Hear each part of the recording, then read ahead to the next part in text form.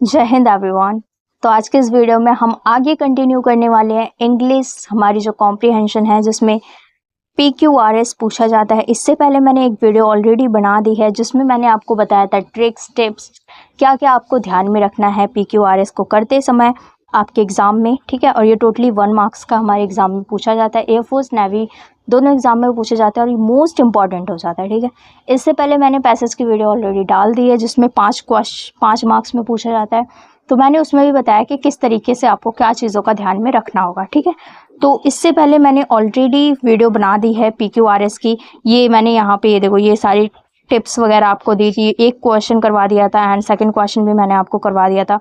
Third question मैंने आपको homework में दिया था, आप लोगों ने आंसर भी बताए हैं, ठीक है। बट आज मैं ये क्वेश्चन पे आपको करवाने वाली हूँ कि इसे किस तरीके से हमें सॉल्व करना था। जैसा कि मैंने आपको PQRS में ऑलरेडी बताया हुआ था कि हमें एलिमिनेशन मेथड यूज़ करना है। सबसे पहले सब्जेक्ट आता है एंड देन वर्ब आती है एंड देन ऑब्जेक्ट आता है। अगर आपने पहले वो वीडियो नहीं देखी है तो वो जाके देखो क्योंकि उससे आपका पूरा बेसिक क्लियर होने वाला है, ठीक है।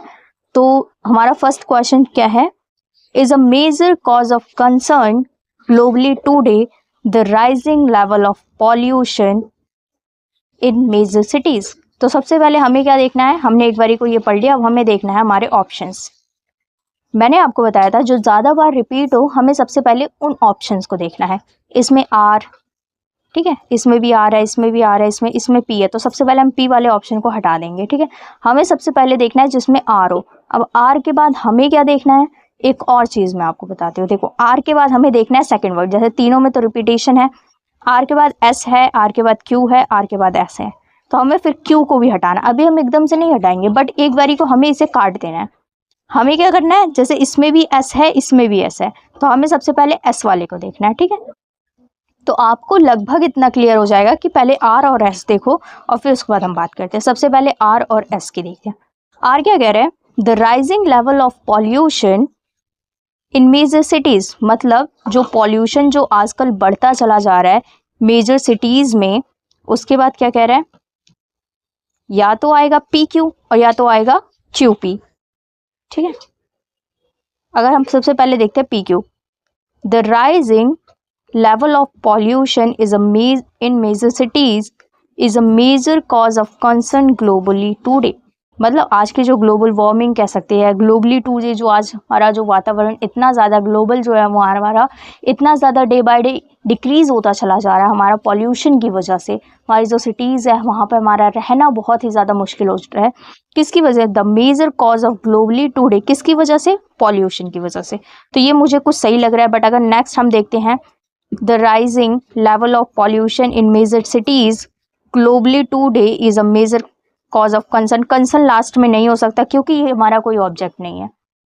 देखो ये हमेशा याद रखना, पहले सब्जेक्ट आता है एंड देन वर्ब आती है एंड देन ऑब्जेक्ट आता है, ठीक है। तो हमें ये देखना होगा कि लास्ट में हमारा ऑब्जेक्ट होना चाहिए, बीच में हमारा वर्ब होनी चाहिए, स्टार्टिंग में हमारी सब्जेक्ट होनी चाहिए, ठीक है। तो आपने जैसे ही पढ़ा होगा आपको सबसे पहले क्या दिख रहा है, इसमें जो मेन वर्ड दिख रहा है या तो ग्लोबली टूडे दिख रहा है, ठीक है, और या तो द राइजिंग लेवल दिख रहा है। इससे कभी शुरू नहीं हो सकता क्योंकि ये हमारी वर्ब है, इनसे कभी नहीं शुरू हो सकता क्योंकि ये हमारी प्रेपोजिशन है, ठीक है। तो इनसे तो शुरू नहीं हो सकता, तो या तो ग्लोबली टूडे से होगा या तो the rising level of pollution से होगा, ठीक है। तो उसके बाद हमें इसमें क्या समझ में आ रहा है कि the rising level of pollution, ये तो हो गया हमारा सब्जेक्ट, अगर हम इससे शुरू करते हैं, ठीक है। इसके बाद हमारी आनी चाहिए वर्ब, इन मेजर सिटीज। उसके बाद हमारा क्या आना चाहिए, वर्ब आनी चाहिए। वर्ब हमारी क्या है, इज दी हुई है ना, इज हमारी वर्ब है, ठीक है। तो यहाँ तक सिटीज तक ना, ये अभी तक हमारी सब्जेक्ट ही चल रहा है। The rising level of pollution in major cities, ये हमारे हो गए subject. Is a major cause of concern, ये हमारी हो गई वर्ब। ग्लोबली टूडे, ये हो गई हमारी ऑब्जेक्ट। मतलब जो हमारी पॉल्यूशन का जो लेवल है वो आजकल मेजरली जो सिटीज है उनमें बढ़ता चला जा रहा है। उसका जो मेजर कॉज ऑफ कंसर्न, उसका जो मेजर कॉज है वो है ग्लोबली। उसकी वजह से क्या हो रहा है, ग्लोबली होता जा रहा है हमारे सारी चीज़ें। मतलब हमारा जो ग्लोबल वार्मिंग कह सकते हैं या हमारा जो वातावरण है इस टाइप से होता चला जा रहा है। तो इसमें जो हमारा आंसर हो जाएगा वो हो जाएगा, पहले आएगा RSPQ, ठीक है। RSPQ हमारा हो जाएगा option number C is right. Next बात करते हो क्वेश्चन नंबर 4 की। क्या कह रहा है, and courage of courage to force education must give student both knowledge life difficult challenges। मतलब इसमें बताया गया है कि नॉलेज क्या है, मेनली हमें ये पढ़ने से यही पता चल रहा है। तो सबसे पहले हम ऑप्शन देखते हैं क्यू क्यू आर एस। तो पहले हम आर और एस को तो कट कर देंगे, ठीक है। हमें सबसे पहले क्या देखना है, क्यू को देखना है, ठीक है। तो इसमें क्यू के बाद पी है, इसमें क्यू के बाद आर है। तो सबसे पहले हम एक एक करके देखते हैं कि क्यू पी क्या होगा, क्यू आर क्या होगा। अगर हम सबसे पहले क्यू के बाद पी को देखते हैं, education is must give and courage to face, मतलब जो एजुकेशन है वो हमें देती है, मस्ट गिव क्या देती है, एंड करेज। मतलब गिव के बाद एंड कैसे आ सकता है, मुझे ये बताओ, ठीक है। एजुकेशन हमें देती है, क्या देती है, गिव एंड करेज।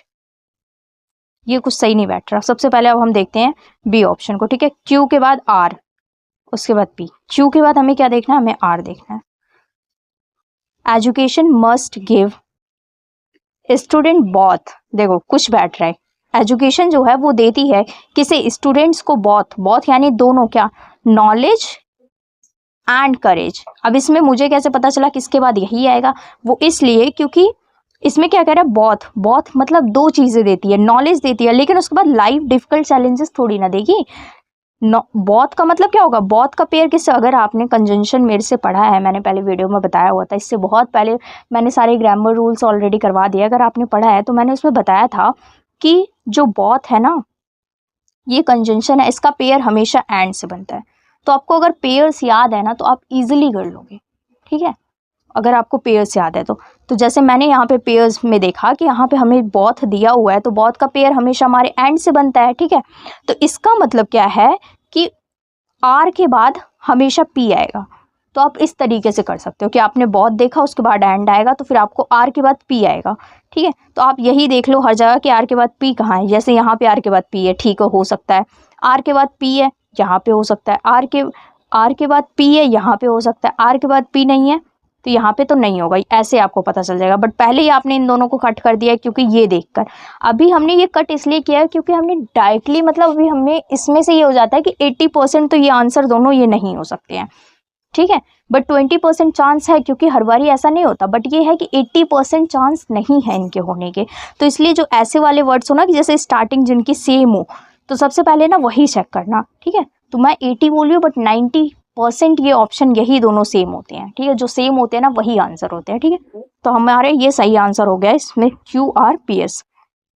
मीनिंग क्या दी हुई है इसमें, एजुकेशन मस्ट गिव, एजुकेशन है वो हमें मस्ट गिव, मतलब हमें क्या देती है, किसे, स्टूडेंट्स को। एजुकेशन मस्ट गिव, स्टूडेंट्स को देनी चाहिए बहुत नॉलेज। एजुकेशन क्या देती है, नॉलेज एंड करेज, हमें साहस देती है, हमें नॉलेज देती है to face life's difficult challenges. Education जो है वो स्टूडेंट्स को देती है, इस स्टूडेंट्स के लिए मस्ट होती है, क्योंकि वो उसे नॉलेज के साथ साथ साहस यानी करेज भी देती है। हमारी डिफ़िकल्ट जो लाइफ है, हमारी लाइफ डिफ़िकल्ट जो हमारी लाइफ में आने वाले जो चैलेंजेस है उसको सिखाती है। क्या सिखाती है, एजुकेशन, ठीक है। ओके, नेक्स्ट हम बात करते हैं क्वेश्चन नंबर 5 की। Has been delayed due to heavy rainfall the departure of the light from international airport. सबसे पहले वही काम, हम सबसे पहले क्या देखेंगे, ऑप्शंस देखेंगे, RS, QP, PR। तो सबसे पहले हम C और D को हम कट कर रहे हैं, ठीक है। तो हमें सबसे पहले देखना है RS। तो सबसे पहले इन्हीं को हम जोड़ते हैं कि R के बाद S होगा क्या, the departure of the light. अब R तो सही है, मुझे कैसे पता चला, ये सब्जेक्ट है हमारा, कैसे पता चला, देखो द कहीं पर भी आता है ना, मेनली द, पहली बात तो डिपार्चर से ही आपको समझ में आना चाहिए, ठीक है। बट दूसरी बात, डिपार्चर मतलब हो जाता है हमारी क्लाइमेट पर बेस्ड जो होता है ना, उसे कहते हैं हमारे क्लाइमेट भी नहीं कह सकते, इसे कहते हैं जब फ्लाइट जो होती है ना, उसकी जब उड़ान होती है ना, तो उसको कहते हैं डिपार्चर के तौर पर, ठीक है। तो द का मतलब क्या होता है, द डिपार्चर क्या हो गया, द डिफाइन करता है कोई चीज़ स्पेसिफिक है या कोई चीज़ इंपॉर्टेंट के तौर पर, ठीक है। तो जब इंपॉर्टेंट या स्पेसिफिक के तौर पर आता है तब हम द का यूज़ करते हैं। तो यानी ये हमारा सब्जेक्ट हो सकता है। मैंने आपको बताया फ्रॉम क्या है, हमारी प्रेपोजिशन है, नहीं हो सकता, कभी सब्जेक्ट नहीं हो सकता। ड्यू का क्या मतलब है, ड्यू टू हैवी क्या मतलब है ड्यू का, नहीं हो सकता। इसका भी कुछ मतलब नहीं है। टू क्या है, प्रेपोजिशन है, नहीं हो सकती हमारी ड्यू टू। हैज़ क्या है, हैज़ बीन क्या है, हैज़ हमारी है वर्ब, और वर्ब कभी सब्जेक्ट हो सकती है, नहीं हो सकती। तो अगर आप ऐसे देखते हो तो भी बट द से ही समझ में हमें आएगा कि द क्या है, हमारा सब्जेक्ट हो जाएगा। The departure of the light, उसके बाद हमने क्या देखा था, आर के बाद एस होगा, ठीक है। फ्रॉम द इंटरनेशनल एयरपोर्ट, यानी जो फ्लाइट है फ्रॉम द इंटरनेशनल एयरपोर्ट से जो फ्लाइट निकलने वाली थी, उसके बाद क्या कह रहा है, पी क्यू और क्यू पी। सबसे पहले हम पी क्यू देखते हैं। Has been delayed due to heavy rain, हो सकता है बिल्कुल। और उसके बाद क्यू पी देखते हैं, due to heavy rain has been delayed. Delayed last में नहीं आ सकता, क्यों नहीं आ सकता पता है आपको, इसलिए क्योंकि ये वर्ब है और वर्ब कभी भी लास्ट में नहीं आती। आपको ईडी से समझ में आ रहा होगा, ये जो ईडी लिखा हुआ है, ये ईडी क्या मतलब है, ये थर्ड फॉर्म दी हुई है ना, और ये क्या है, ये वर्ब की थर्ड फॉर्म है, डिले की थर्ड फॉर्म डिलेड, ठीक है। तो वर्ब कभी भी लास्ट में नहीं आता, तो पी तो लास्ट में नहीं आएगा, लास्ट में आएगा क्यू। तो हमारा जो आंसर है वो निकल चुका है, वो है ऑप्शन नंबर ए, ठीक है। आप सेम इसी तरीके से एग्जाम में इजीली कर सकते हो, ठीक है। तो क्वेश्चन क्या कहता है, हमारे यहाँ से शुरू होगा, the departure of the flight from the international airport, यानी वहां से निकलने के लिए जो हमारी फ्लाइट है, कहाँ से, इंटरनेशनल एयरपोर्ट से, हैज बीन डिलेड, लेट हो चुकी है, क्यों, ड्यू टू हैवी रेनफॉल, भारी बारिश के कारण जो हमारी जो फ्लाइट है वो लेट हो चुकी है। इंटरनेशनल एयरपोर्ट से जो हमारी फ्लाइट है भारी बारिश के कारण लेट हो चुकी है, ठीक है। ओके, नेक्स्ट हम बात करते हैं क्वेश्चन नंबर 6 की। क्वेश्चन नंबर 6 क्या कह रहा है, वैसे मैं आपको इसे प्रैक्टिस में देने वाली थी, बट मैं लास्ट क्वेश्चन आपको प्रैक्टिस में दूंगी। The hard work and dedication without any shortcut success can be achieved only through, मतलब इसमें हमें ये पता चल गया कि ये सक्सेस को लेकर बात की गई है, ठीक है। पढ़ते ही सबसे पहले हम देखते हैं option R S P Q Q S. तो सबसे पहले हम सी एंड डी को तो एक बारी को कट कर देंगे। सबसे पहले हमें देखना है ए बी को, ठीक है। आर एस पहले चेक करते हैं, इसका मतलब क्या है। आर एस क्या कह रहे हैं, success can be achieved only through, success जो है वो अचीव हो सकती है ओनली थ्रू, कैसे, पी क्यू या फिर क्यू पी। सबसे पहले हम पी क्यू देखते हैं, hard work and dedication without any shortcut, बिल्कुल सही दिखा रहा है, बट अगर क्यू पी देखते हैं तो without any shortcut, hard work and dedication, ये भी हो सकता है, बट पूरा मिलाकर सबसे पहले देखते हैं, ठीक है, पूरा मिलाकर देखते हैं। अब सबसे पहले तो ये समझो कि सक्सेस से ही शुरू क्यों हो रहा है, ओनली नहीं हो सकता शुरू। अगर आपको याद हो, अगर आपने पिछली वीडियो देखी हो, तो मैंने ये देखो यहाँ पे लिखा हुआ था, मैं अभी निकालने की कोशिश करूँ तो यहीं पे मैंने कहीं लिखा हुआ था, ये जो वर्ड्स होते हैं ना, इस टाइप के वर्ड्स कहीं नहीं आ सकते, ओनली, फाइनली, इस टाइप के जो वर्ड्स होते हैं ना, ये कभी भी लास्ट में इनका यूज नहीं हो सकता, ठीक है। ये देखो, however, therefore, furthermore, contrast, finally, आप इसी में ओनली को भी ऐड कर सकते हो। ये वर्ड्स जो है ना, ये लास्ट में या तो मतलब लास्ट में आते हैं और या तो बीच में आते हैं, ज्यादातर बीच में आते हैं, ठीक है। अब जैसे ये फाइनली है, फाइनली लास्ट में आता है, ठीक है। तो अगर ये वीडियो नहीं देखी हुई ना, तो सबसे पहले, इससे पहले मैंने ये वीडियो अपलोड की हुई है, ये जाके देख लेना, क्योंकि इसमें मैंने सारी चीजें बेसिक से बताया कि आपको करना क्या है, ठीक है। A to Z जानकारी इसमें है। तो सबसे पहले ओनली से हो नहीं सकता। नेक्स्ट बात करते हैं विदाउट, विदाउट से हो नहीं सकता, विदाउट एनी शॉर्टकट, विदाउट क्या है, शुरुआत सब्जेक्ट है, विदाउट नहीं हो सकता। हार्ड वर्क एंड डेडिकेशन हो सकता है, हार्ड वर्क और डेडिकेशन के साथ, बट उसके बाद आप क्या लगाओगे, success can be achieved, no. Success हमारा एक मेन वर्ब है, मतलब मेन सब्जेक्ट है हमारा, इसमें पूरी बात ना सक्सेस पर की गई है, ठीक है। तो ये हो जाएगा। तो सबसे पहले हमें क्या लिखना है, आर के बाद हम लगाएंगे S, success can be achieved only through. उसके बाद आ जाएगा हमारा P, hard work and dedication without any shortcut. मतलब क्या है, जो सक्सेस है हम उसे अचीव कर सकते हैं ओनली थ्रू, किसके द्वारा, हार्ड वर्क एंड डेडिकेशन, हमारी मेहनत और हमारी डेडिकेशन के साथ, विदाउट एनी शॉर्टकट, सक्सेस को लेने का कोई शॉर्टकट नहीं है। और ये हमारी लाइफ पर भी लागू होता है, हमारी सक्सेस पर भी लागू होता है। हमें हमेशा हार्ड वर्क, डेडिकेशन, जिसे हम कहते हैं कंसिस्टेंसी, करेज, सारी चीजें एक करके हमें हमारी सक्सेस, हमें हमारे एम, हमें हमारे गोल को अचीव करना होता है, ठीक है। तो कभी भी शॉर्टकट की तरफ मत जाना, हमेशा हार्डवर्क करो। आपकी जो मेहनत है वो एक दिन आपको जो चाहिए वो दिलाती है, ठीक है। तो हमेशा मेहनत करनी है।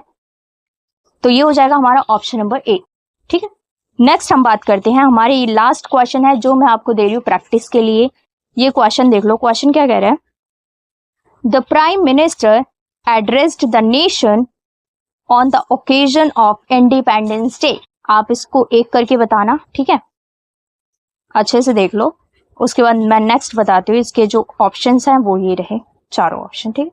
तो आप मुझे ABCD जो भी आंसर हो आपका वो मुझे बताना, मैं चेक करूंगी और उसके बाद मैं तुम्हें बताऊंगी कि आपकी गलती क्या है।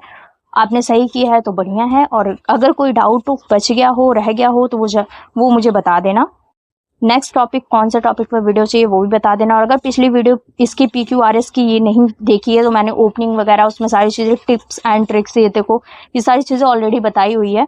तो सबसे पहले वो वीडियो जाके देख लेना, आज से 1-2 दिन पहले ही डाली हुई है मैंने, ठीक है। तो मिलते हैं नेक्स्ट वीडियो में, तब तक के लिए जय हिंद, जय भारत।